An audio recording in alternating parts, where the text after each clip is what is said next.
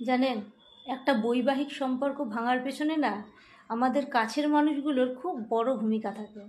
প্রথমেই বলা হয় মেয়ের মায়ের কথা, যে মেয়ের মায়ের কালচার ভালো না, শিক্ষা সংস্কার ভালো না, মেয়েকে সবসময় কুশিক্ষা দেয়।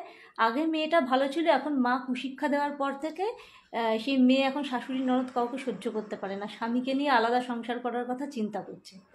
আবার ছেলের মা বোনেরা সব সময় একটাই কথা বলতে চায় যে এই বউ আমাদের পছন্দ করে না, এ আমাদের পরিবারের সঙ্গে অ্যাডজাস্ট করতে চাইছে না। আর বিবাহিত ননদ থাকলে শাশুড়ির সবসময় মনে হবে যে বাড়ির বউ আমার মেয়েকে দেখে হিংসা করছে, আমার মেয়ে সব কাজে পারফেক্ট, রান্না বান্না, ঘর গোছানো, সাজ পোশাক করা, সব কিছুতে পারফেক্ট।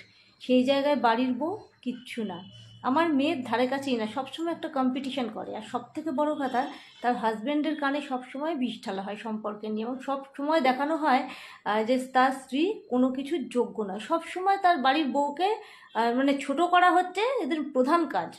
তো এইভাবে জানেন তো, কানে বিষ ঠেলে কত মধুর সম্পর্ক, কত ভালোবাসার সম্পর্ক ভেঙে যাচ্ছে আমাদেরই খুব কাছের মানুষগুলোর জন্য। সে মেয়ের মা হোক বা ছেলের মা হোক, একটা বিয়ে হয়ে যাওয়ার পর না সমস্ত মানুষগুলো একটা পরিবারের অংশ হয়ে যায়। তো একটাই পরিবারের পার্ট হয়ে এইভাবে প্লিজ কেউ সম্পর্কে বিষ ঠেলে সম্পর্ক ভাঙবেন না।